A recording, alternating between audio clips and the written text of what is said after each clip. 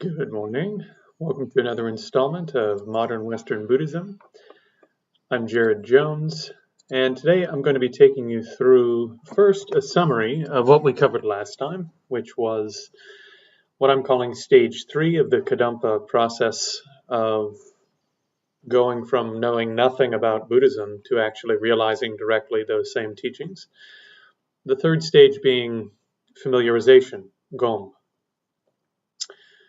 And then I'm going to talk about time management more generally. So if you're not living in a cave or a monastery where basically from the outside someone is providing you with structures, providing you with a sort of training schedule and outside demands, how is it that you orient your life to maximize the benefit that you get in any given training session or study or meditation?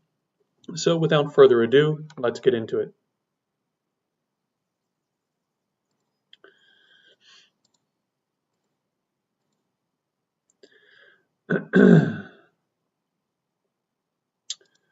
Sorry, give me one moment here. There we are. Okay, so beginning from where we left off last time, just with a quick summary. Let's do this very, very quickly because I want to spend a good amount of time on the new topic today. In brief, this whole section is about going from having heard a teaching or studied it, read it in a book, and having sort of the word salad version of the understanding. In other words, you have sort of words that are stuck in your mind from studying the topic well, but those words don't have a whole lot of meaning. They're not very rich. If people ask you questions about them, you're very likely to fumble over your words. Even if they ask you quite pointed, seemingly rudimentary questions like, what do you mean by meditation? You're going to have some difficulty answering those questions at the level of what might be called study. In other words, you've heard the teaching or you've read it in a book, but it's not very strong in your mind, right? The understanding is quite weak. The second stage, contemplation, you're going through a process, probably a years-long process of taking notes and listening to more teachings and combining those notes and really collating all of these understandings that you're gaining. Those understandings get stronger, they get more robust. As people ask you questions at that stage, well, now maybe you have some sort of conceptual frameworks. You've also been doing a bit of the training, so you're getting some experience that you're tying to these conceptual frameworks. And so when people start asking you questions, you can reference your own experience to a small degree at the contemplation stage. Then on the third stage, meditation, familiarization, mental development, in other words, bhavana or gom, by and large throughout the vast majority of the Lamrim process, to keep it quite simple, this is well before you've actually developed full-blown samadhi, so you can't do single-pointed concentration. You probably can't even hold your mind on an object for an extended period. And when we say extended period in the Tibetan systems, and quite often, I don't know, I guess if you're being honest about your capabilities just in general, when we say extended, usually what they're talking about is like 10 seconds or 30 seconds. Because for most of us, keeping your mind on an object for a fraction of a second is an impossible task. So by the time you can hold your mind for 10 seconds or 30 seconds on an object, much less 2 minutes or 5 minutes without any interruption, your mind is already pretty remarkable. People will know there's something different about you right away at that stage of capability. It makes you completely different than the average person.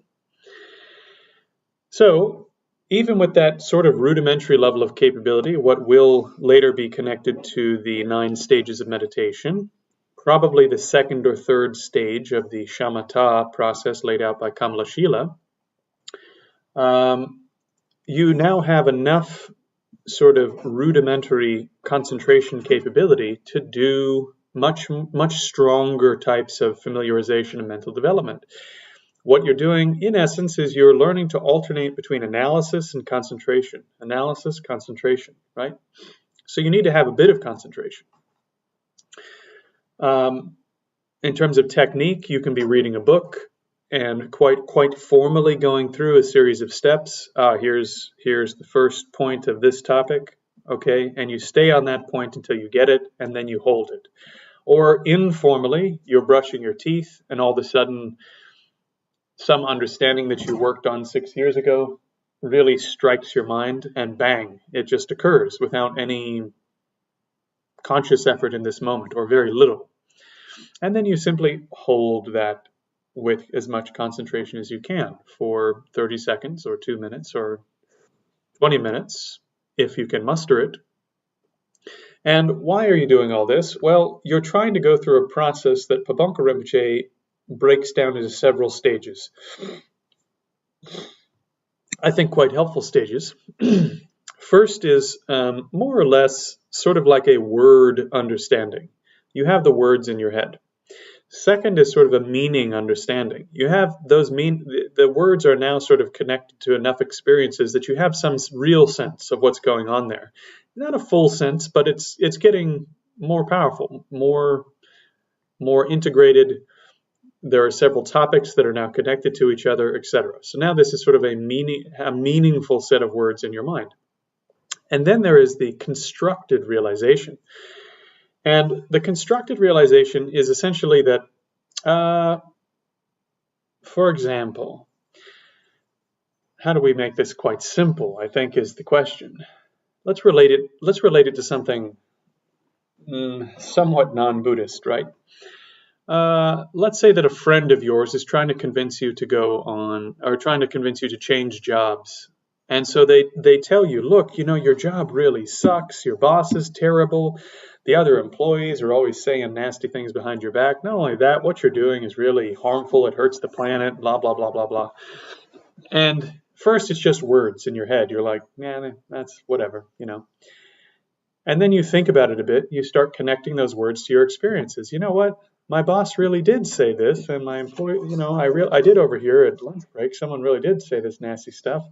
Yeah, I looked it up in the news, and we really are hurting the environment quite a lot. And so now this is sort of a meaningful set of words in your head. As you contemplate those meanings more and more and more, an emotional reaction comes up. You become averse. You become repulsed by the work that you're doing. Well, now you have a constructed realization. The repulsion to your work isn't there all the time, but it is there when you go through the process of thinking about all the stuff that's wrong with the work that you're doing, right? So that's a constructed state, or an artificial state, they might say in the Tibetan, contrived, right? You have put it together by building it. Now, I don't like contrived so much because contrived sort of gives you the feeling like it's not real. And in some sense, it's not mature, but it is in the continuum with the real thing. So don't demean being able to construct the realization. You need to construct realizations before they become spontaneous. Finally, after thinking about it, you get to a point where when you're going to bed, you just can't, you're just thinking, oh man, I can't believe I got to get up and go to work tomorrow. When you wake up, you're like, oh, I don't want to do this. I don't want to go to this place where we're hurting all these people. You get to work, you're disgusted by every bit of all this stuff that you have to do in the environment, blah, blah, blah, blah. And so that's now spontaneous. You don't have to do any new thinking, any new considering to bring up the repulsion for your work, right? That's a realization of repulsion for the work that you're doing. It's now spontaneous. It's there when you're going to bed. It's there when you wake up. It's there when you get to work. So anytime it's relevant to what's happening, it occurs without further work needing to be done on your part. In other words, it has been made real, realized, actualized. It has been made actual. So that's what this third stage is all about. And a huge amount of Buddhist work is this type of work, where you are gaining a word salad kind of understanding in your head, then you're making it sort of a meaningful understanding, and connecting it to some experiences, then you're constructing the sort of constructed version of that realization. And then you keep diving, going into it again and again and again until that constructed thing becomes stable and automatic when it is relevant to what's going on. And so this is how you develop things like renunciation, right? Or disenchantment, sometimes they say in the Pali tradition, which I like. I like that a lot. I like that more than renunciation, actually.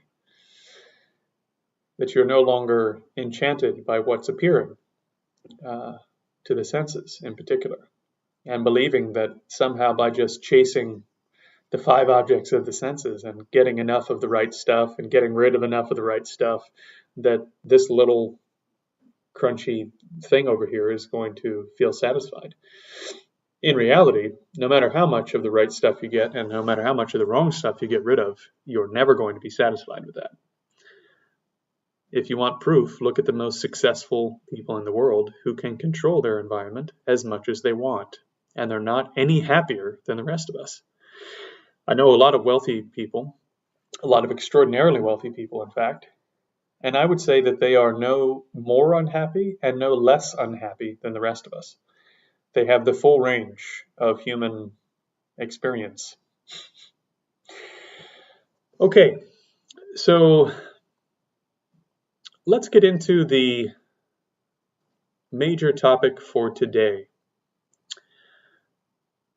So I decided to do this slightly out of the order of my own notes, right? So learning skills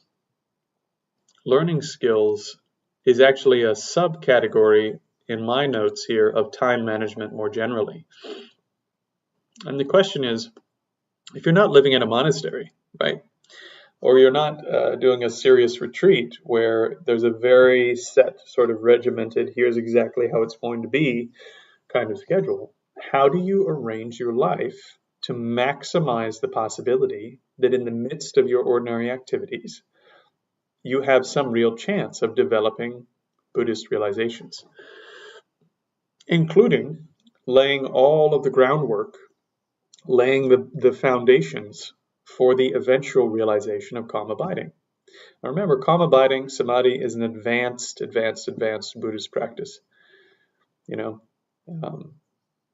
Basically, according to the Tibetan tradition, you can think about it in this way, or at least the Gelug tradition. It's really, in some ways, it's really easy to develop calm abiding, but it's extremely difficult to lay the foundations that you need to develop calm abiding, right? If you had the foundations, then in 4 to 6 months, you could have calm abiding no problem. So why don't you have it? This should be like a big question for anyone who's read a Tibetan Lamrim. Why don't you have samadhi? You've probably, if you're watching this video, been training for more than 4 months or 6 months, and you think that you're quite serious. You think that you're like hardcore because you've done some Nongdro and you've attended retreats with high lamas and maybe you have an empowerment and all this. But you don't have calm abiding. Why not? Because you haven't laid the foundational minds required. You haven't developed the character, the ethics and the character required to bring that state of mind to fruition. So that's the hard work, actually. That's the hard work. Now, one of the things you can do to start the process of developing the character that you need and start the process of getting rid of excess distracting emotion, distracting thought, is to manage your time better than you're managing it now. If you manage your time well, you'll find that you actually have way more time than you thought you did, which means that you have much more time for study. You have much more time for practice. In brief, there's almost nothing you can't do. If this year you decide that you want to have your job, take care of the kids, take care of your pets, study 3 hours a day, do 2.5 hours of practice a day, and take up a martial art, you have time for all of that, very likely. What's stopping you isn't a lack of time. What's stopping you is a lack of motivation and a lack of organization, right?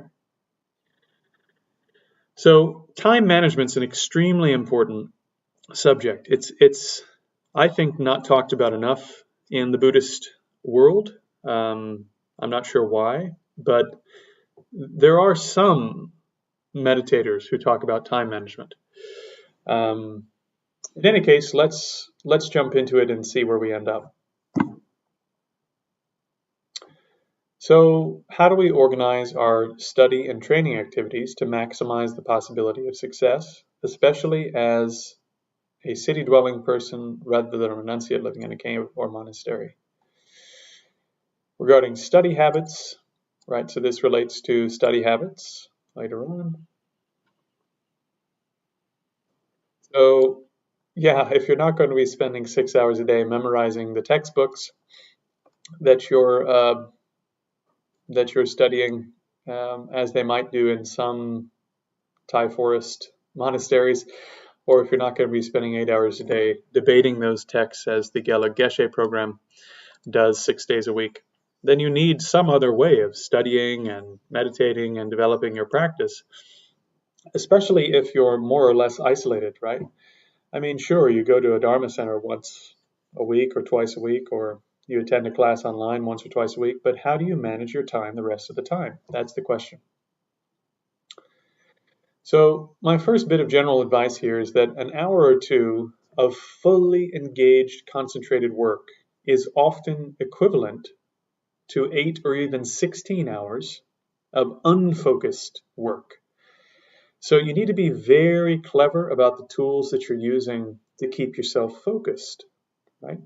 So the question of efficiency is not just how do I organize my time if I have 16 hours?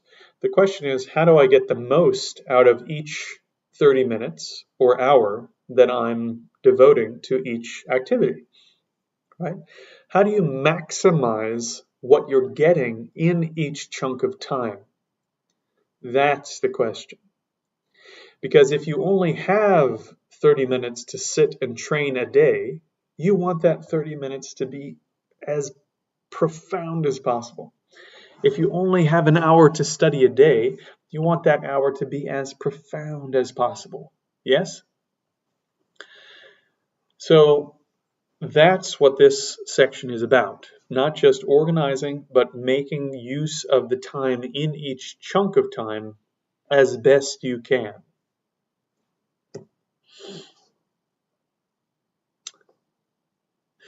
That being said, one can also make the preparations for study and practice so elaborate that one never arrives at study or practice. So use common sense. Again, it may be, for example, that you're doing so many preliminary prayers, so many dedications, so much sort of preparatory work, etc., that you're psyching yourself out. You never actually make it to the study, or you're like frying yourself mentally before you even get to the work. You have to always consider, what is the main thing that I'm doing? The main thing is that you're trying to study and really penetrate this material, right? If you're really trying to study and penetrate the material, it's quite likely that your motive, even if you say 15,000 prayers before you start, is going to be whatever your motive is today. It's probably not going to be great compassion or bodhicitta, because you can't generate those. It's probably not going to be Mahametta, not going to be great loving kindness, because you can't generate that, because you don't have any equanimity, and neither do I, right? Which means at best it's going to be renunciation, which means that at best you're doing this to try to get rid of your own suffering. Okay, and maybe you're aspiring to generate a state that will ultimately be a benefit to others. Okay, that's probably within your wheelhouse. Your motives probably also include other things, but if you can generate at least that much and then just get to it and get to the study, then aren't you generating respect? Aren't you generating respect for the lineage? Aren't you generating respect for your teachers?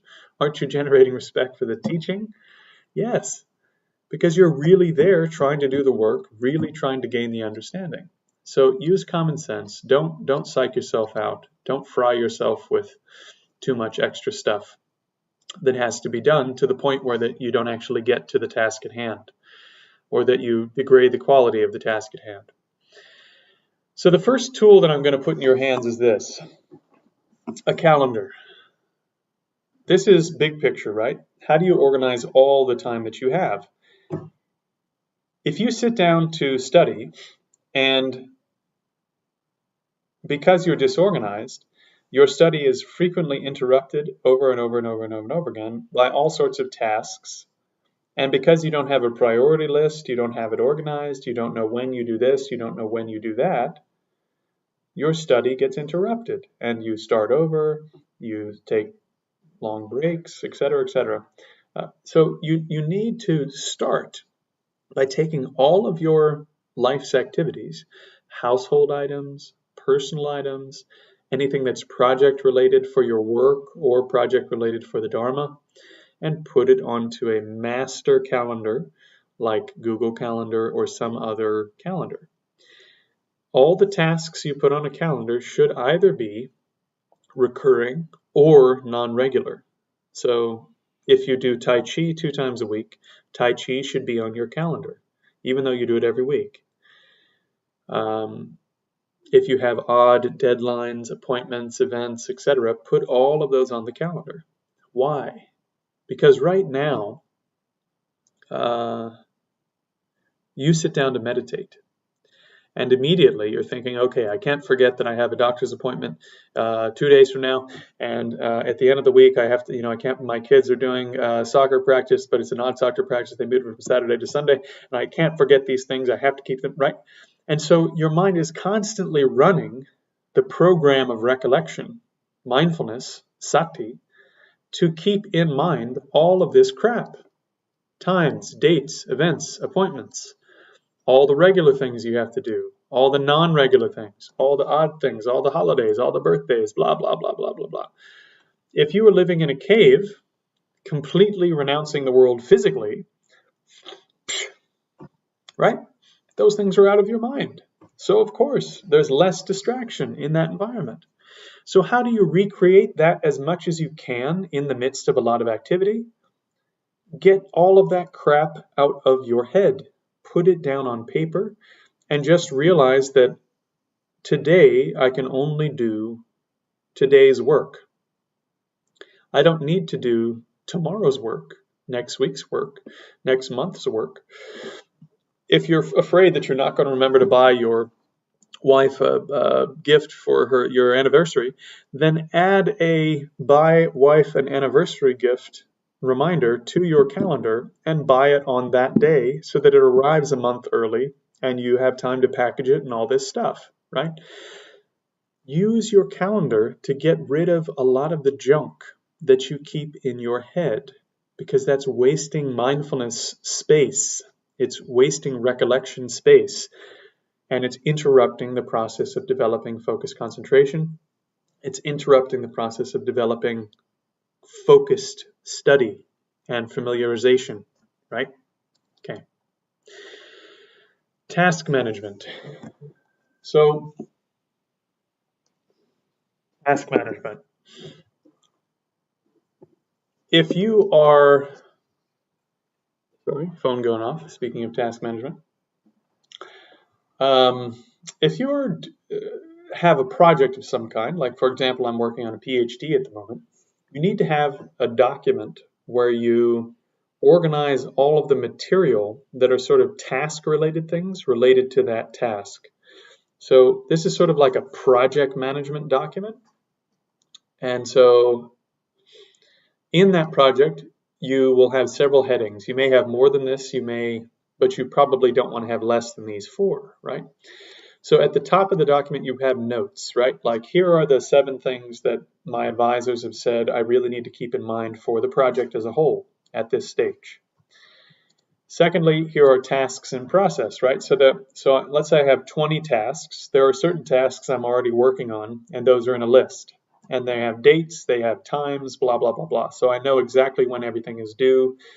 And so once a day, I can read this thing when I'm in the midst of doing my PhD work, and I can go, okay, yes, here are the 3 things I need to work on. Here's the one I'm working on today. Good to go. Tasks to be started. There's another few tasks out of these 20 things that have to be done that haven't been started yet, but that's fine because they are not the most urgent thing, right? And so they're on a second little list in the project management document. And then finally, tasks completed. In particular, if you're working with other people, they need to know that you have finished doing certain things.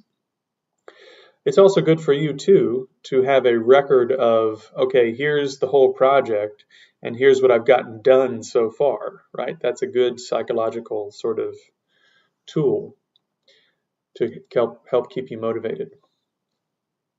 So use and update the list daily as needed. So every morning after your morning session of training or study, for example, you then go to your document, you read your calendar, you say, okay, here's what I have going on today, here's what I have for the rest of the week.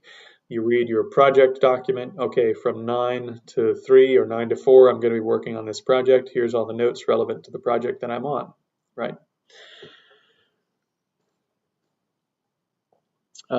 Some tasks will also need notes underneath the task. That's obviously fine. And some tasks will need subtasks. So if you have something that's complicated, that task may have a couple more bullet points where you're breaking down things that need to be done within that task.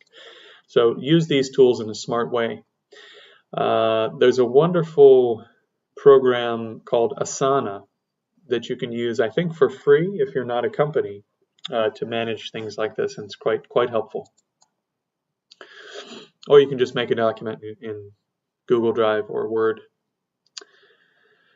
So each day after you have breakfast, etc., check your project notes, your calendar, your email, and any other organizational tools that you're using, and kind of package this process into one packet of time so that after you've done your morning practice, after you've done your morning study, after you've made breakfast for yourself and your family, that your day is starting properly after that. Let's say at 7 a.m., 8 a.m., 9 a.m., 10 a.m., whatever kind of person you are, however your life is organized.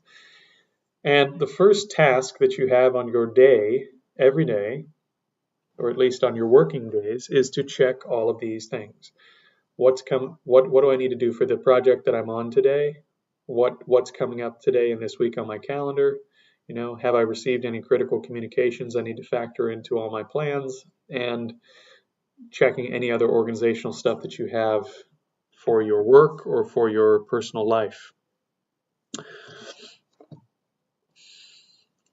And then refresh yourself on the things that need to be done. And that's not just today. It's this week, it's this month, it's this year, and so on. In terms of Buddhist practice, there are things that you need to get done for this life. For this life, right?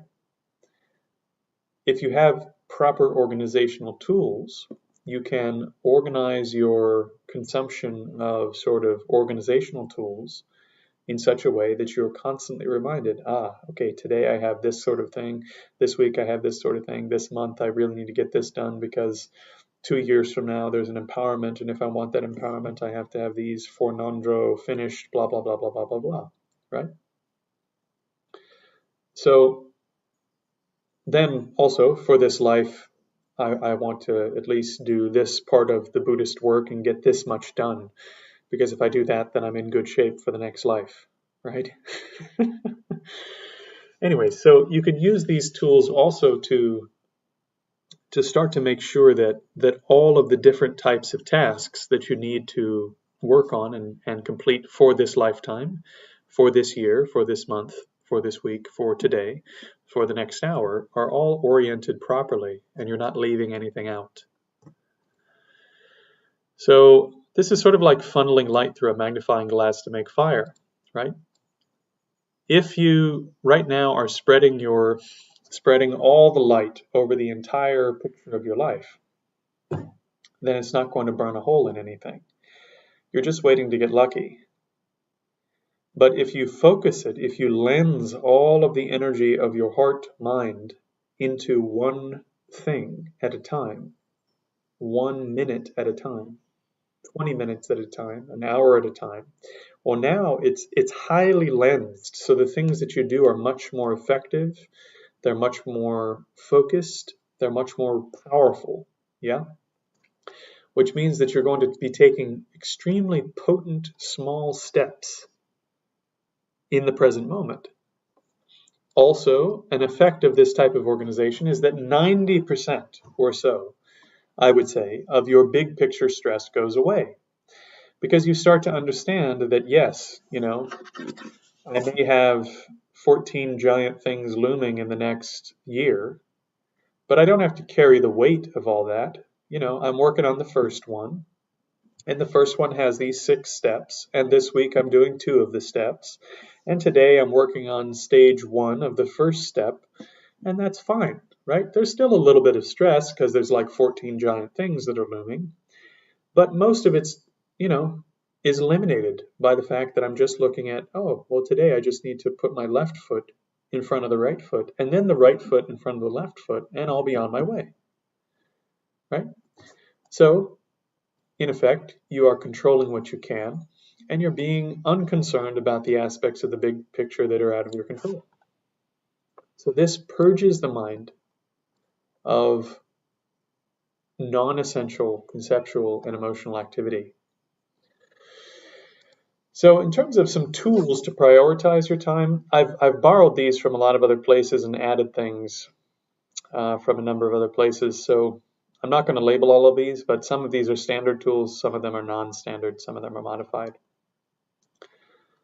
So you can either just keep some of these things in mind as sort of mental, conceptual, organizational schemes, or you can actually write these things out if that helps you.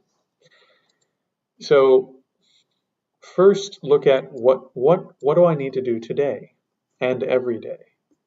And in general, what you need to do today is eat bitter, as they say in the Chinese traditions. You need to do what you dread first. So whatever it is, for example, in the martial arts and in yoga, it's ubiquitous, right? If you really hate this pose, this particular standing pose, then that's probably the one that your body needs the most. The things that you really hate are usually the things that you need for your growth. And you don't like them because they hurt, right? Or they cause you distress in some other way. And so you need to do those things first. Secondly, Miyamoto Musashi recommends distinguishing between gain and loss in all things. In other words, making a clear distinction in your mind between what matters and what doesn't matter.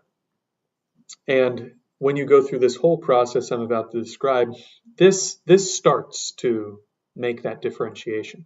This can be quite helpful.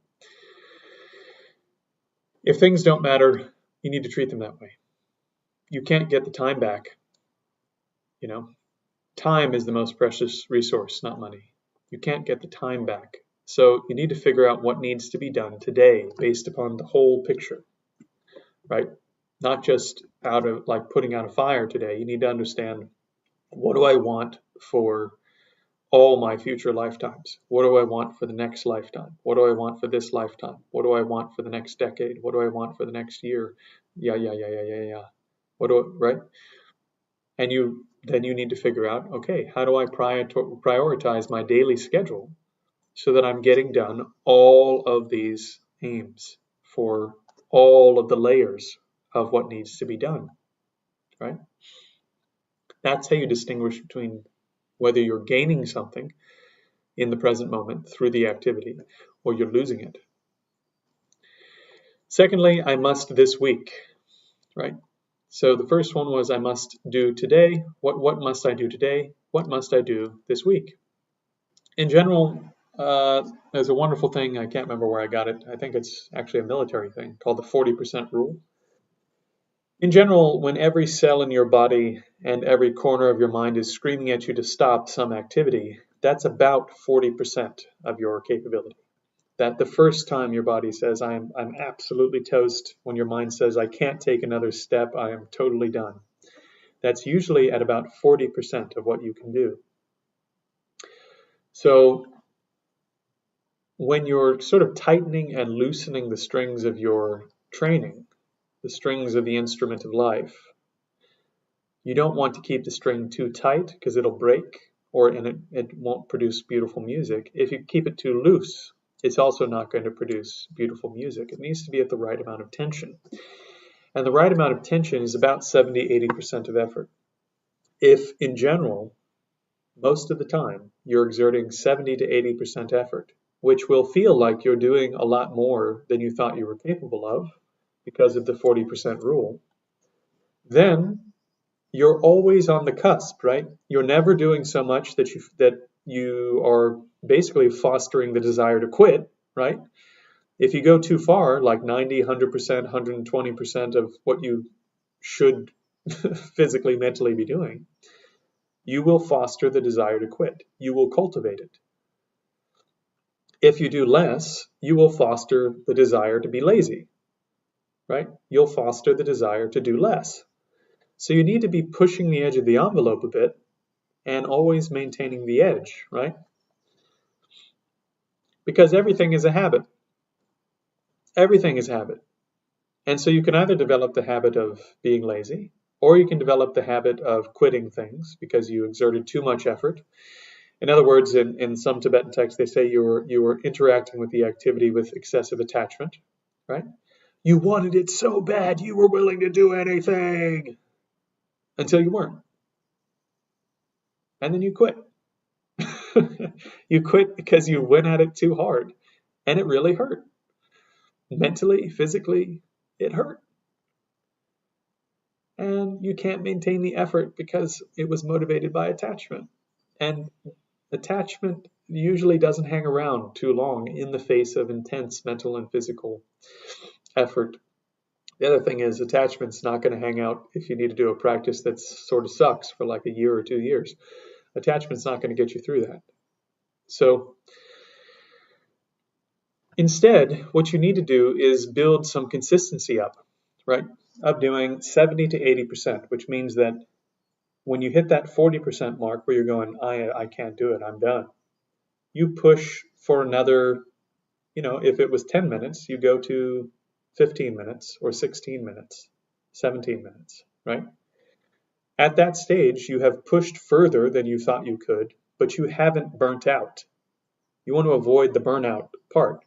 So you constantly feel like, wow, I really did a lot more than I thought I could, which gives you the motive, that gives you a sense of accomplishment. Also, you feel like you left before you had to leave.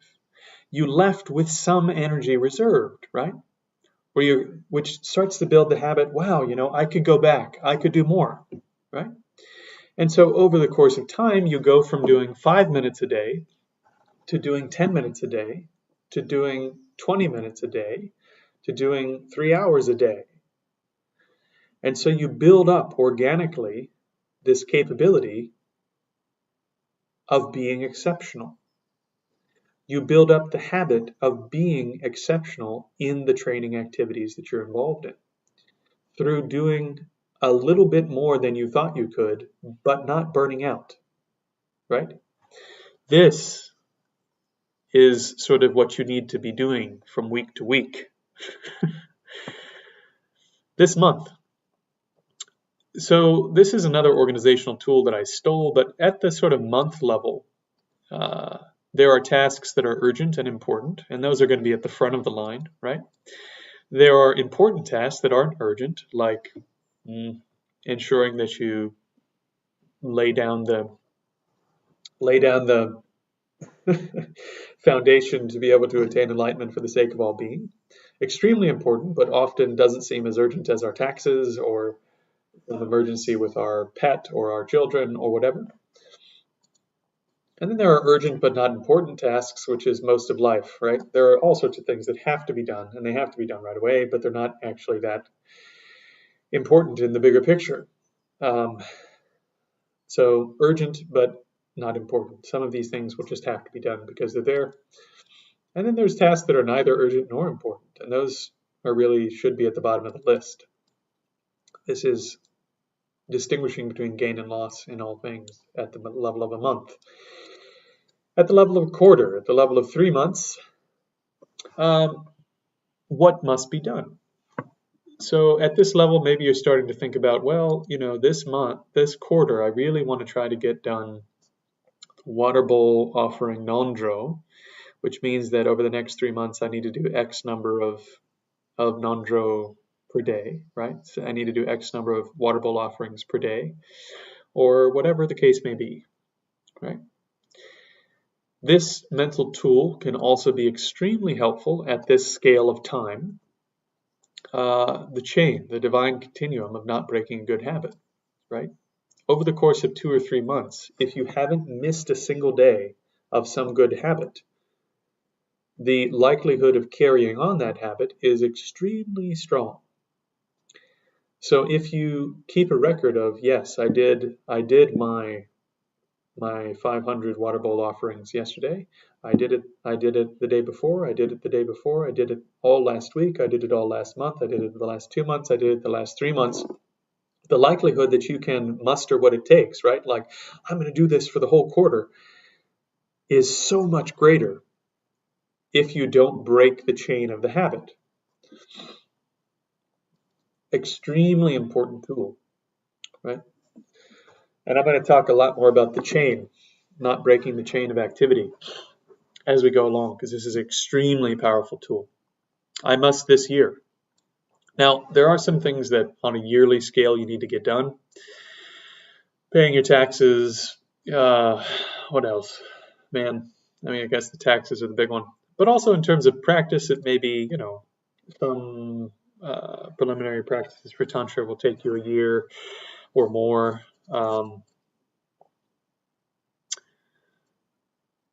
You may even set a yearly target that, for 1 year I want to do tendon changing for my Tai Chi practice because I really want to open the channels so that the winds are flowing properly in the body. Whatever the case may be, right? This year I want to do X. So that's quite an important tool. Also, yearly, one of the psychological tools you can use is reassessing, right? So you look at after a year, what's really been working this past year, what hasn't been working, what went well, what didn't do well, basically the same thing. And then do better each year, right? So each year you look at your activity, you assess what worked, what didn't work, what went well, what didn't go well, and you make it better. Over the next 5 years, so for example, maybe you're involved in a long course, right? Some Tibetan things have very long courses. Some martial arts things have very long courses. For example, there are some Tai Chi courses where they have programs that are 5 years, or Tibetan Buddhist programs where they're 5 years or 7 years, right? So you're saying, okay, at the end of 7 years, I want to have completed this program. So that's one. At the end of 5 years, I also want to have completed maybe all of the nondro from my school, because at the end of this program, there's going to be the opportunity for tantric empowerment with a really, really profound lama. Okay, so then I need to do nondro during this training, right? So now you're starting to see, okay, over 5 years, this is now a bigger picture of stuff that needs to be done, which is important, but not urgent, right? Over the next decade, sort of the same thing. Maybe it gets a little more at the level of a decade, but this might be wanting to get married, wanting to have kids, wanting to move to a certain country, wanting to change careers and develop that career into something new, right? And which is going to require concrete steps this week, this month. So then it feeds back into the earlier stages, right? I need to in this life. For Buddhists, I think probably the biggest thing you need to do in this life is at a minimum gain a valid inference of emptiness. If you can gain a valid inference, which means you have a little bit of concentration, second or third stage of shamatha, not even close to samadhi yet, and you have a correct conceptual understanding, and you have conjoined a little bit of concentration with the correct conceptual understanding of emptiness. If you can do that, you're going to be in extremely good shape moving forward, right? So at a minimum, you need to get that work done in this lifetime.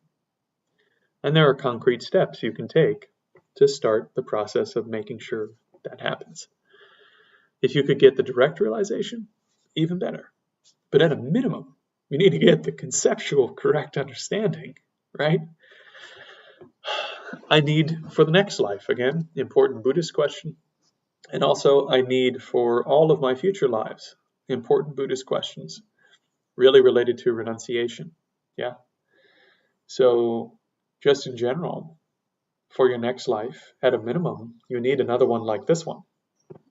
You need another human rebirth where the body functions properly and you have enough money to carry out your training with good teachers, and you have the right character traits to make progress when you encounter those teachers, and so on. And so that's going to require some ethics and some training in character.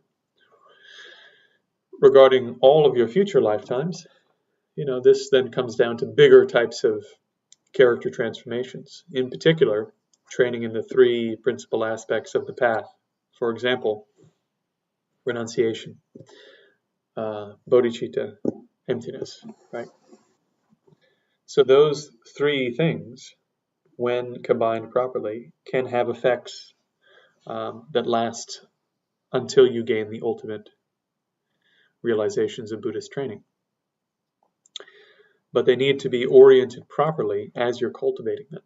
If they're oriented properly, then the effects will continue to arise until you gain the full realization of the training. By the way, this is what dedication is about, right? And motivation.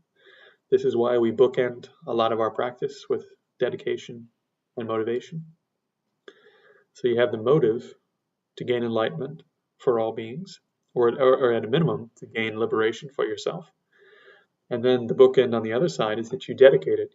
By having done all of this work, may I gain liberation, or may I gain full awakening for the sake of all beings. Well, now the momentum of that activity is aimed and will ripen in the future. This is according to karmic theory, of course, will ripen in the future according to the motivation and intention and dedication of the act. That's why you do it this way. So it's important to keep a big picture perspective. Many things which must be done are not urgent. So doing this exercise, and in particular thinking about these sort of last 5, 6, 7 things, however you want to divide it up, is critical, absolutely critical, because most of your Buddhist work must be done, but it's not urgent in the ordinary sense of urgency.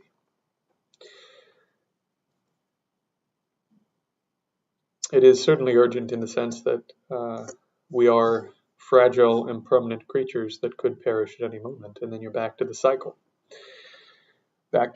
of being reborn and dying and being completely out of control. So it is urgent in that sense, but in the ordinary sense that like someone's going to come take your house away if you don't pay your taxes, doesn't seem so urgent, right?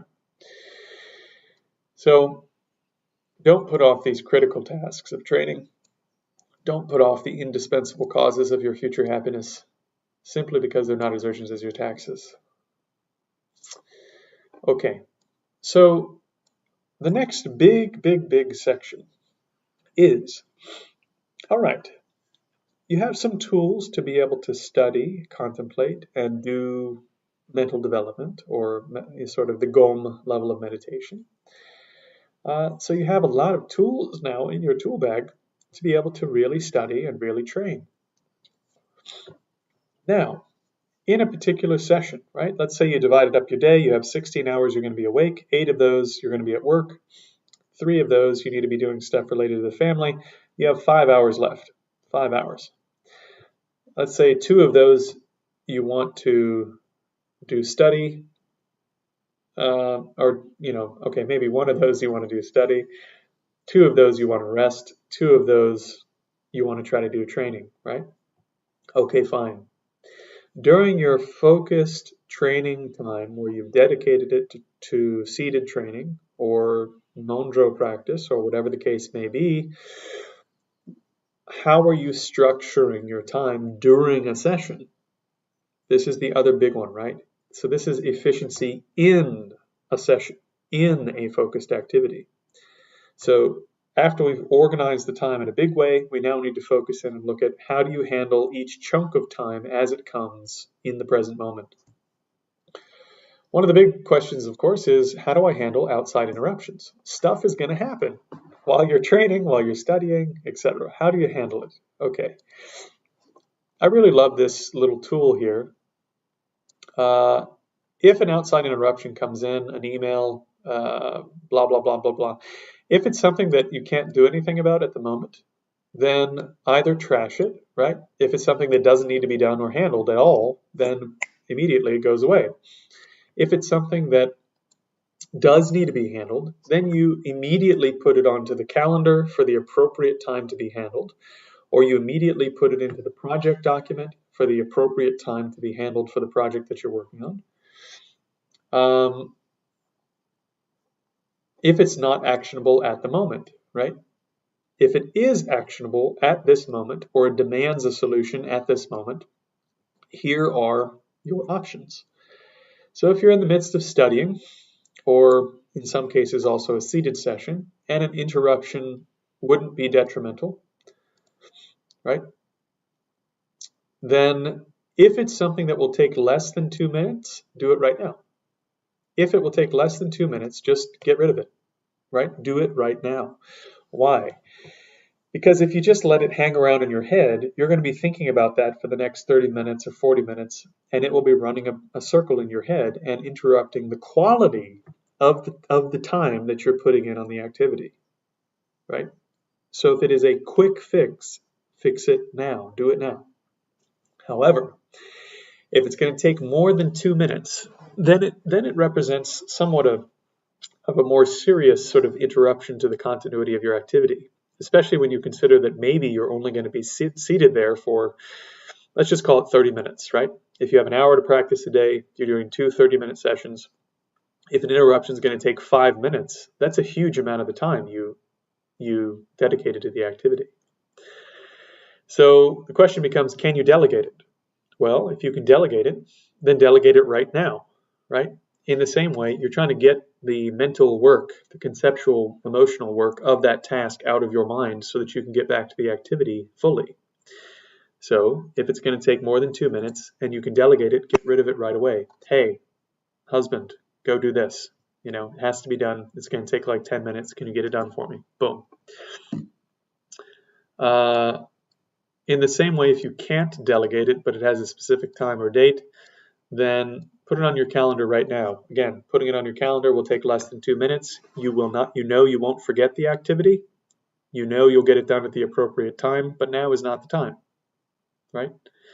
So rather than trying to keep it in your head, which is now taking up the space of recollection in your mind as you're sitting there trying to recollect the teaching or recollect the practice, you put it somewhere else, right? Everything else, if it doesn't need to be done right now, but it is actionable, something that has to be done, can be done, then put it in the relevant place and deal with it at the appropriate time. Now, those are sort of outside interruptions, but we also have inside interruptions, right? We have things that are internal to us that interrupt our practice. This is an extremely important topic. I've seen, in particular because there's so many incredible stories of high Tibetan lamas and so on who barely sleep or don't sleep, and meditators in caves and so on who, meditate for days or weeks or whatever at a time. And while those capabilities do exist, we don't have them. And it's really important to understand that if you don't have the capability to replace your sleep with an extremely high quality, extremely developed samadhi capability, then you're going to hurt yourself by not sleeping an appropriate amount. Okay? Really, really take this to heart. This is not according to me. This is not according to modern science. This is according to the Abhidharma literature. This is according to Buddhist psychology. How does it hurt you? You build up a mental factor called lethargy, which is, in effect, it just makes you want to go back to sleep, right? But you know, when you're really mentally and physically exhausted, you're really easily annoyed. You know, if lust is your big problem, you're really lusty for some reason. If you're trying to maintain a diet, right? Like if you're trying to lose weight or something, like it's really hard to maintain your diet because your attachment to the food, you know, and having the chocolate cake is like really strong. So when you don't sleep properly, according to Buddhist psychology, this mental factor of lethargy builds up in the system. It builds up in the body and mind. And the normal language is that it makes the body sluggish and the mind sluggish, or it makes it unserviceable, which is, I think, technically the best way to talk about this. But in reality, basically it just emphasizes all of your worst qualities, right? When you're exhausted, you can't sit up properly, right? You slouch and you're like, oh. When you're mentally exhausted, you can't think through the stuff you need to think through properly. Your mind's a mess. When you're exhausted, you don't have the emotional wherewithal to handle the normal stuff that would happen with your wife or husband, your boyfriend, your girlfriend, your children, your pet. You snap, right? So trying to maintain a high level of activity, a high level of engagement with each thing that you're doing, when you have lethargy built up in the system, is, for normal people, an impossible task. It's not possible. You will degrade the quality of everything you're doing, which means it won't have as big of an effect. So get some sleep. Sleep properly. Unless you are completing a very specific short-term retreat or study requirement in which you need to not sleep for the sake of that training, then sleep properly. Do it. This is the recommendation of the teachings. This is not some weird Western thing. Sidebar on this, though, when you're preparing to sleep from the perspective of modern science, probably best, and I don't even follow this advice all the time, but probably best to try to avoid social media for an hour, avoid television for an hour, avoid video games for an hour before you fall asleep. What science tells us is that the quality of your sleep will be improved if you do that. Also, if you turn off the lights an hour or two before you go to sleep so that it's dark, that will also improve the quality of your sleep. There is stuff like this in Buddhist psychology as well, believe it or not. I can't remember what sutta or commentary it is, but one of the Pali commentators, or maybe even one of the Pali suttas, talks about this. Basically how it's only because we're kind of screwed up and full of attachment that we want to, when it's dark, we want to have artificial lights to make it light. We're not happy to just wake up when it's light and then go to bed when it's dark, because we're like screwed up attachment-driven creatures. In any case, the Buddha recommends for your health, wake up with the sun and go to sleep with the sun in general. I mean, obviously there are places like Scotland where there's 4 hours of sunlight some days and 20 hours of sunlight at other times of year. So obviously this is a common sense kind of piece of advice. A second piece of advice is a dopamine detox. So if you want all of the tools that I've provided you so far to have an even more profound effect, then detox your mind from highly arousing types of images and activities. Which means that in particular, things like pornography, or if you're really, really deeply sort of stimulated by social media, and I know there's some crazy stuff on TikTok and some, anyways, if these sorts of things highly stimulate your mind, and if you find them really, really difficult to put down, then take a break. right? Turn off the porn, turn off social media, turn off movies, television, the news, for God's sake. Most of the news is just meant to either make you angry, to make you think the other side are really stupid, or to humor, outrage, or to make you afraid, right? That's how they're designed. Why are they designed to make you outraged, afraid, or to think the other side is stupid? Because that's what gets you to share the article. That's what gets you to read the article. That's what gets them ad dollars. So if they can stimulate you emotionally, in particular fear, outrage, or humor, then they have won the battle. But obviously, if you're just stimulating attachment, aversion, or humor, or fear over and over again, which is a type of aversion, then you're not actually kind of doing the work from day to day that you need to be doing with your mind, right? So if you take a break from these highly emotionally stimulating things, video games where you're, oh God, fuck, blah, blah, blah, blah, blah, right? Like highly emotionally stimulated, the news, you guys get the point. Obviously, it's your life, do what you want to do, but look at these things, right? If you build up a greater force in the positive feedback system of the brain, right? You only get a certain amount of dopamine per day. You only get a certain amount of sort of the happy chemicals in your head a day.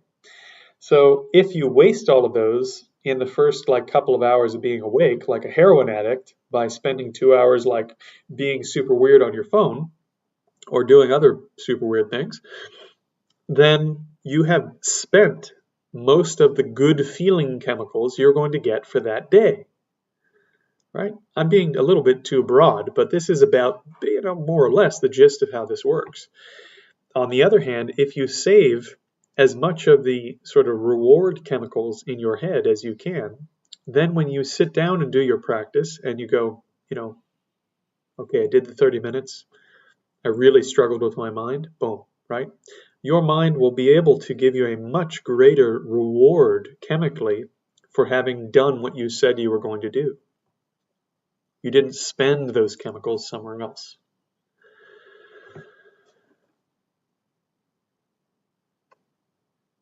Time blocking. So I already discussed this in brief, right? But it's good to specify specific hours for dedicated tasks, in particular if you want to get a lot done, right? So maybe from 6 a.m. to 8:30 a.m., you're doing your morning practice and study, right? Before the kids wake up, before the day gets going. And then from 8:30 to 9, you're making breakfast for the family and having breakfast. And then from 9 to 9:30, you're taking a shower. And then from 9:30 to 4 in the afternoon, you're doing some work, and so on, right? So if you break up your time and schedule things in your life in this way, then you can really, really maximize what you're doing within each time block. Now, within a block of time, like for example, working on my PhD, I do an absurd amount of study, right? So I'm constantly studying all sorts of things.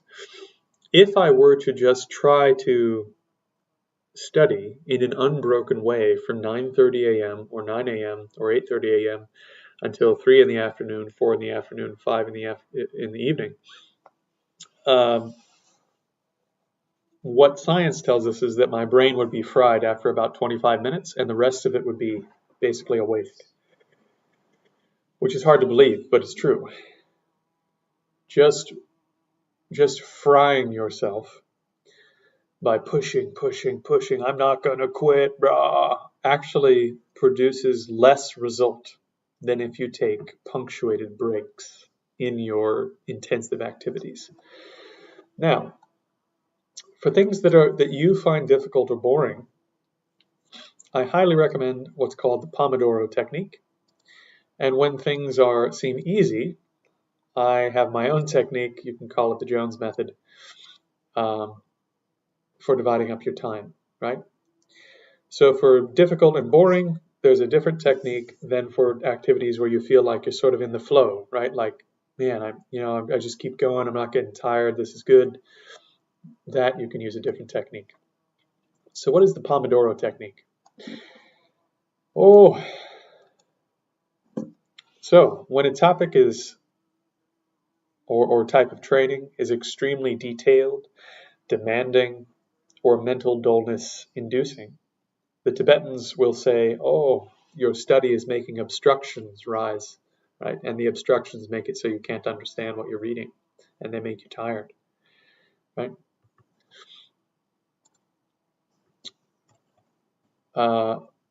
When you find yourself in that sort of situation, right? So you actually need to look at your own mind and see what's going on. Then it's really, really helpful to take punctuated breaks. If you take punctuated breaks, you'll maintain the maximum of mental energy and mental freshness throughout the majority of that time. So this is literally what they teach PhD students to do when they're studying like the most boring, terrible things on the planet for years at a time, right? And it works. It works incredibly well. Hello.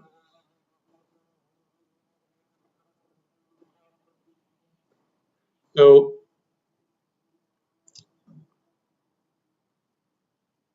quite a simple technique.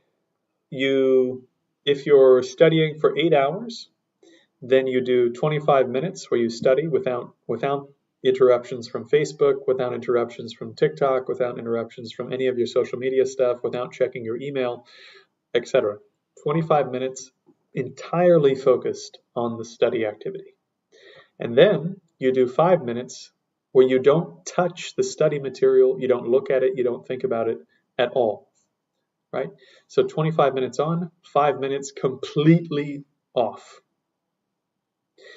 You do 4 blocks of that, right? So 25-5, 25-5, 25-5, 25-5, which is 2 hours. And then you take a break for 30 minutes.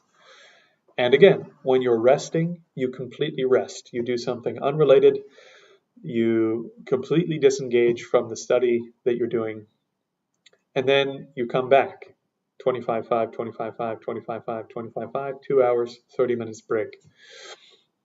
Now you may sort of be thinking, wow, if I do the math here, if I study for 8 hours, I'm actually not studying that long. Isn't that a big waste?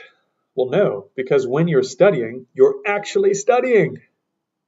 You're not doing social media, you're not checking your email, you're not screwing around with your kids, you're not playing with the dog.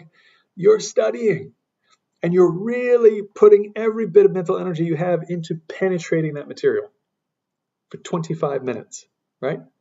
If you fry out at 20 minutes, stop at 20 minutes, take a 5-minute break. If you fry out at 30 minutes, go for 30 minutes and then take a 5-minute break, right? So you can wiggle here, but the point is that when your mind starts to get obstructions, when your mind basically gets tired and can't handle the activity, don't just power through, right? In Tai Chi, there's a lot of exercises where you're basically engaging the fascial networks in the body, right? And so there are these standing poses where basically you have to stretch the fascia from your fingertips to your toes. But they really hurt. They hurt so bad. And so you don't want to do it. And if at some point it hurts so bad that you back off the exercise and you're standing like this, you're actually not stretching the fascia anymore. You're just standing there. So you're not doing any more work. Even though you're still standing there, you're still sort of persevering on, I didn't quit, right? But you're not actually doing the exercise anymore. This is exactly the same thing, right?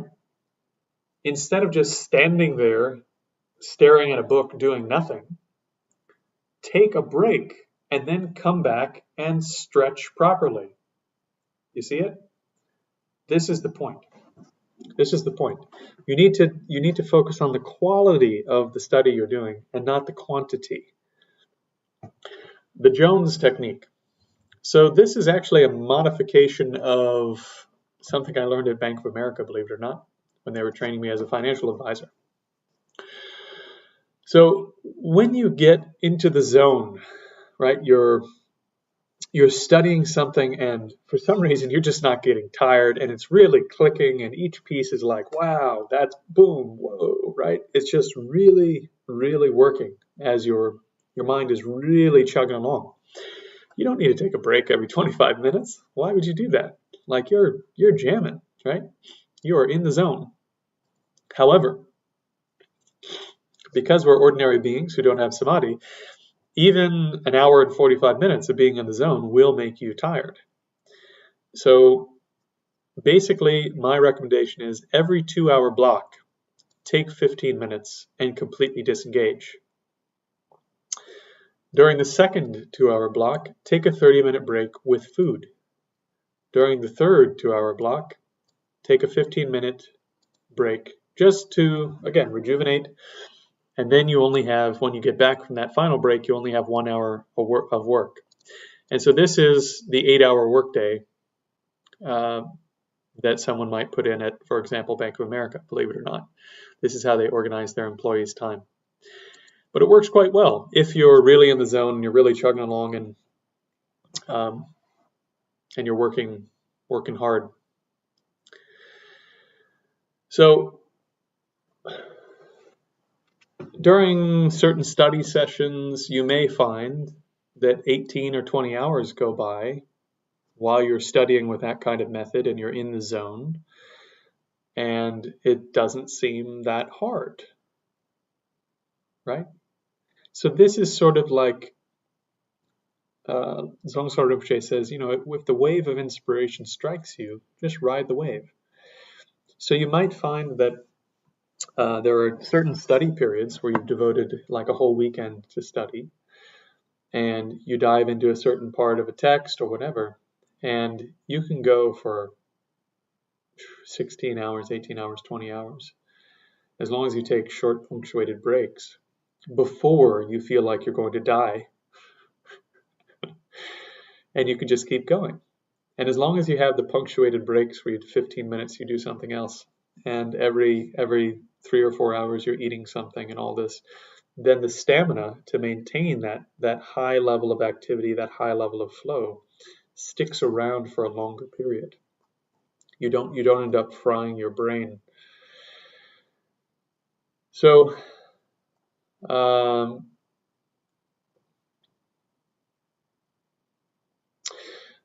it's also notable that if you do a little bit of work, for example, looking around at like, well, what are the great meditators recommending people do in terms of a training method? You'll actually find stuff like this, not exactly like this, but kind of close in some of the personal advice that, for example, Lama Tsongkhapa gives some of his students.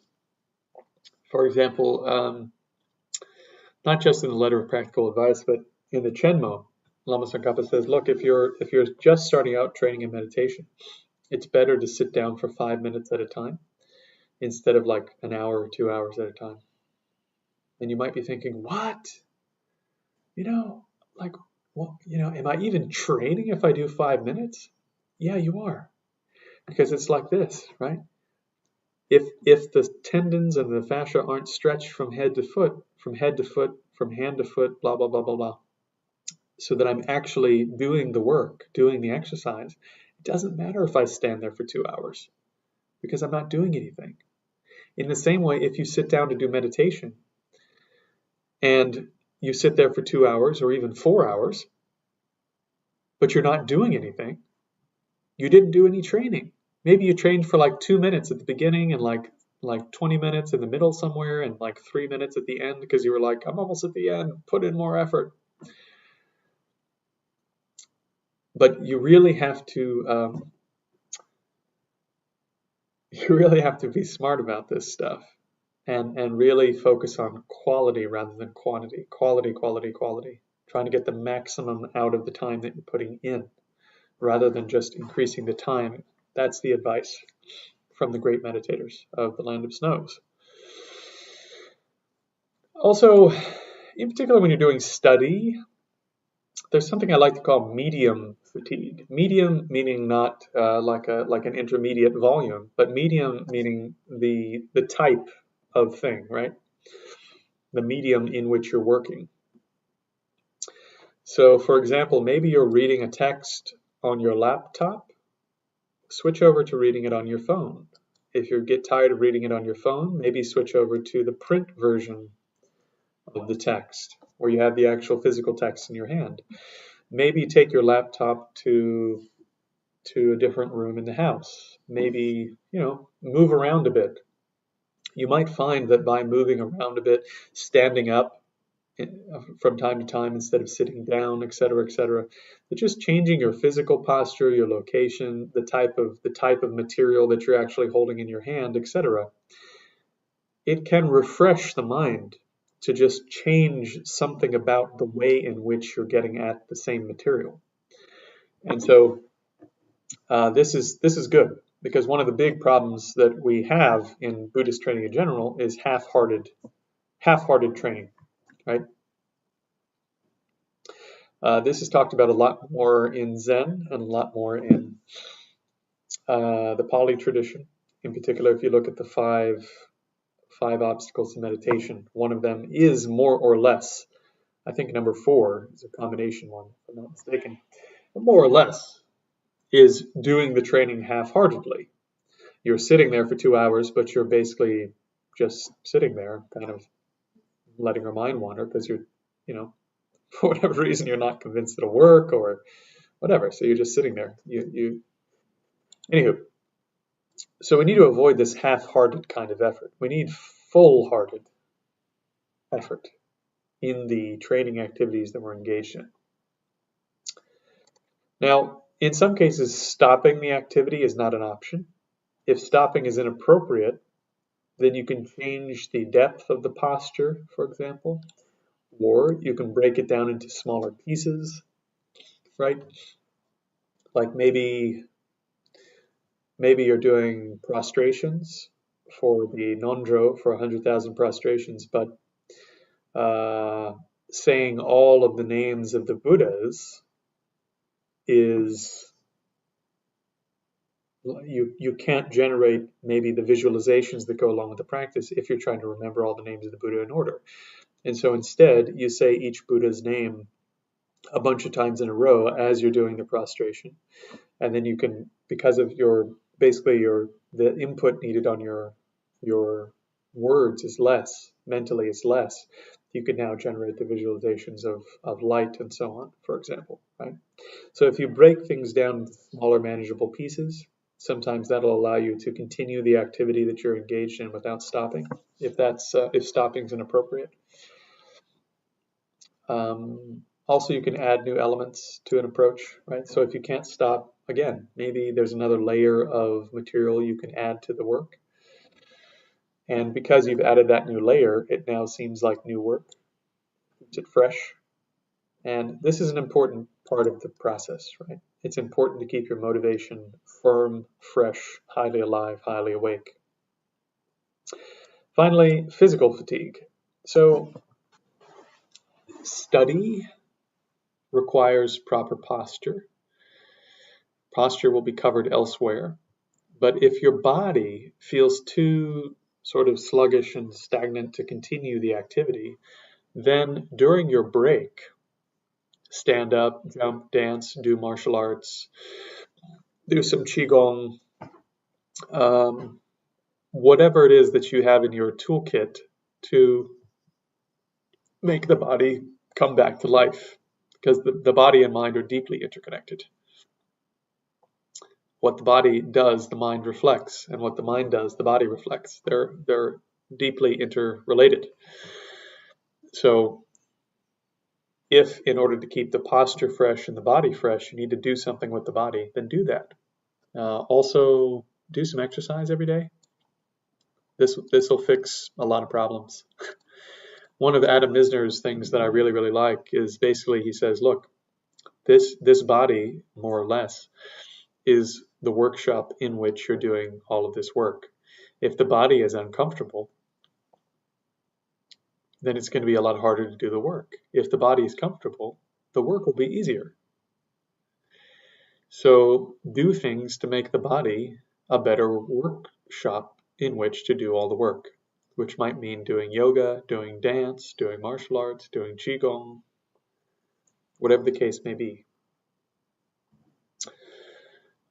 Similarly, this mind is the workshop, right? And this mind's habits are part of the workshop environment in which you're doing the grander work of training the mind. And so if the mind is a really nasty place to be, then you need to do some things to make the mind a better place to be in order to get the work done. So let's see where we are. Oh yeah, okay. I think we're doing good. Let's see how we are on time. Yeah, I think we're good. Okay. So, yeah, rest and rejuvenation. So when you're resting, rest. When you're working, work. When you need to rejuvenate, then just do whatever rejuvenates you. When you're studying, just study. When you're doing the seated training, just do the seated training, right? Keep your rejuvenation activities focused on rejuvenation. Keep your study activities focused on study. Keep your seated training focused on seated training, etc., etc., etc. Right? More and more and more, you need to work and play in a focused manner. Right? Your play should become more concentrated. So if working in the garden makes you feel relaxed and rejuvenated, then when you work in the garden, just work in the garden. If cooking does that for you, then just cook when you cook. Whatever it is that you're doing to keep yourself stimulated outside the training that you're doing, do it with a bit more focus. Yeah? So whether that's nature, the arts, outside studies, maybe you're studying science or whatever. Whatever you're doing outside of the training, the sort of formal training, do it with more full engagement. So that when you're rejuvenating, you're fully rejuvenating from the work that you did. You're fully recovering because the work is difficult. And this means that when you go back to the work, your mind will be fresher, your body will be fresher, your motivation will be more intense. You can exert more effort in the activity. This is very, very important. In the Kadampa tradition, they say you need to keep a pace, right? It doesn't mean that you need to do 17 hours of training a day as like someone who's only been doing this a few years. What it means is that you need to find a sustainable pace of training and do that amount of training with some wiggle room every day and keep pace with the amount of training that you're doing. And then when you're relaxing outside of the training, relax, take it easy. And do your relaxation, your play, your rejuvenation with as much concentration as you can, right?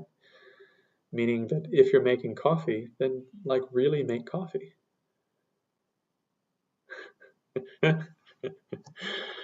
Okay, outside activities. So modifying, once again, Miyamoto Musashi, understand what's worth doing and what's not worth doing. If you can, take the essence of each activity, right? If you're showering, try to shower with as much awareness as you can, as much full engagement as you can. When you're putting on clothing, try to do the same. When you get out of bed in the morning and you sit up in bed for the first time, try to fully engage with the actuality of waking up, and so on, so that the whole course of your activities becomes more and more and more aligned with the training that you're doing. See it?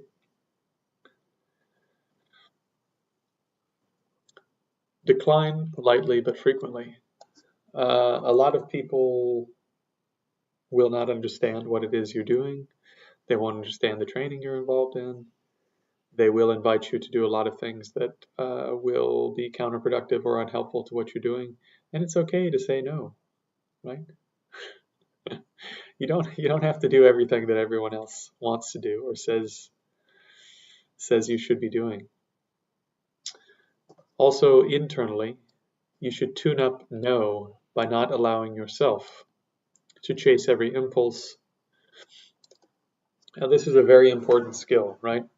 It is a skill that when your mind prompts you with some sort of spontaneous motivation, oh, I'm going to go get that cupcake. Yeah, I know it's in the kitchen. I left it there last night. It's going to be so delicious, right? But you have 4 minutes left in a 25-minute block of studying. You tell yourself no, right? No, I have 4 minutes. I'm going to do the 4 minutes. I will complete the commitment that I have put on myself for this period of time. In 4 minutes, when I'm done with this, I have a 5-minute break. So I can go have the cupcake in 5 minutes, right? So again, it's kind of a paltry example, but you get the point. You need to tune up your ability to basically say no to the spontaneous impulses that come up in your head, which means that you need to schedule your time in the big way. You need to make your time efficient in the small way that we discussed today. And then all the random, unstructured stuff that tries to pop up in the midst of your activity, you need to learn to say no. I'm not going to do it that way. I'm not going to chase that impulse. I'm not going to change the schedule. Within reason, right? I mean, real life demands you change stuff. And if you have children or pets or a life partner, obviously that requires some flexibility. So use common sense. But you need to tune up this ability to stick with the commitments that you've made in small chunks. Yeah, structure your time. Don't chase random, unstructured habits all over the place. Use the time management described above. Schedule rest and play, alternating in your research and training time or study and training time. But do stay focused in between, meaning that if you're playing, try to be focused on your play, right? So if you're watching a movie, watch the movie. You don't need to have like your social media open and like alternating between 7 different social media accounts and checking your email and blah, blah, blah, blah, blah. Like your mind is going nuts. And then maybe like in the midst of that, you're watching the movie, but then you start thinking about porn and then you pull the porn up and blah, you know what I mean? Like don't let your mind just run all over the place and go wherever it happens to go, even in the midst of your playtime. In the midst of your playtime, learn to like just enjoy some one thing that's going on, right? If you're walking through the garden, look at the flowers, look at the soil, look at the bugs, you know? If you're petting your dog, just pet your dog. If you're watching a movie, just watch the movie. If you're eating a nice meal, just eat the meal and have a conversation. When somebody talks, just listen. And then when it's your turn to talk, just talk, right? So learn to stop multitasking and start monotasking, right? So during your resting time, your rejuvenation, really your training in particular in concentration, mindfulness, recollection, blah, blah, blah, blah. This doesn't cease, right? So the realization of calm abiding, the realization of samadhi is not simply something that you have when you're sitting on a cushion. In order to bring this into actuality, you need to become a person who is meditative, right? A person who is fully engaged with whatever occurs, as it occurs, when it occurs.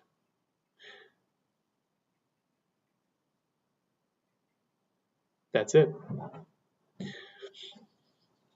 So to become a meditator, one must become meditative during all daily activities. So that's really the final piece of advice, right? So what did we cover today? In brief, what we covered was, let me change up the screen for you here.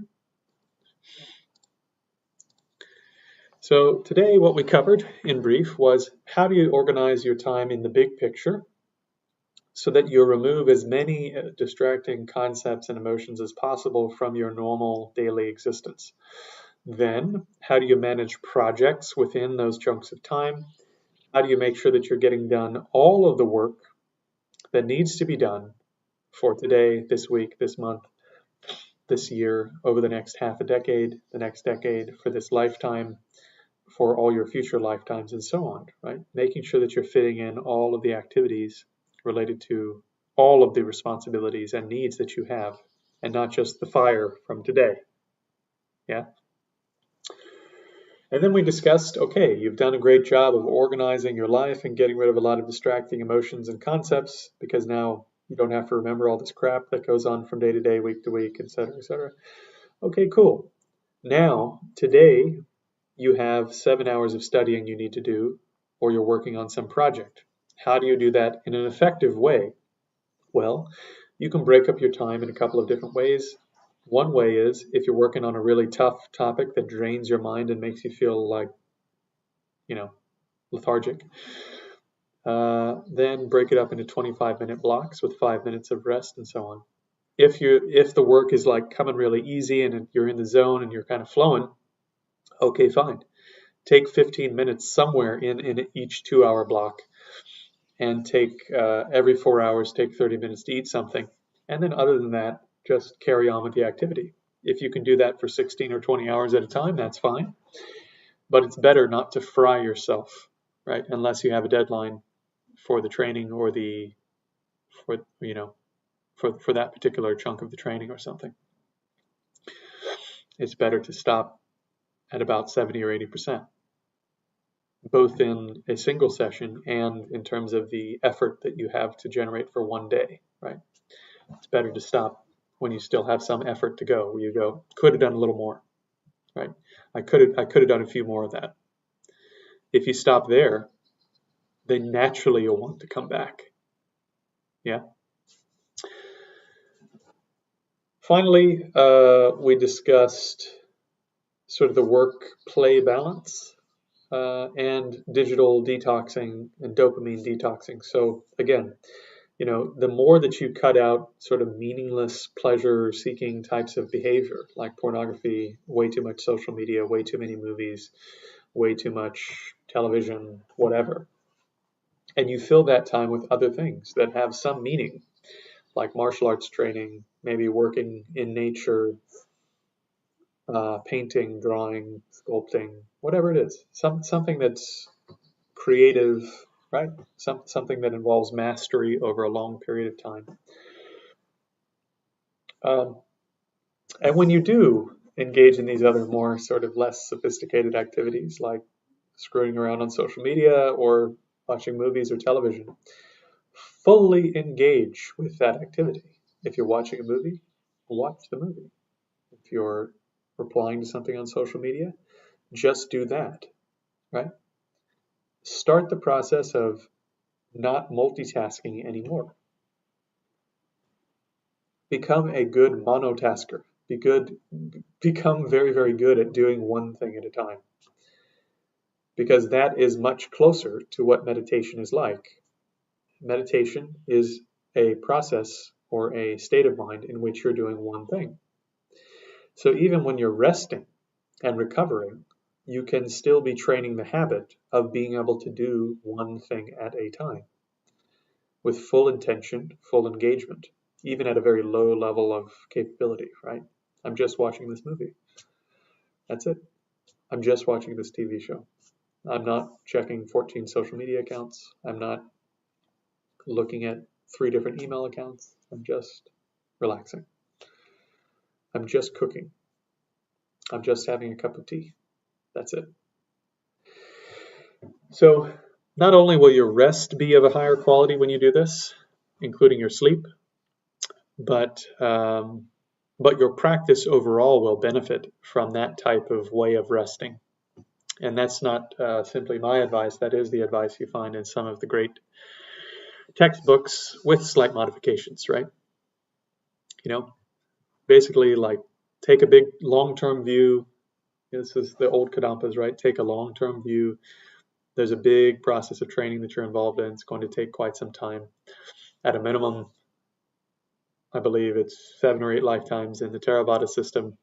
Unless you're an extraordinary practitioner, then maybe you can do it in this lifetime or 3 lifetimes or 5 lifetimes or whatever. In the Tantric system, a minimum a maximum of, I think, 17 lifetimes. If you're kind of intermediate, maybe 8. But most of us probably not going to do it in this lifetime. So take a long-term view of the activity.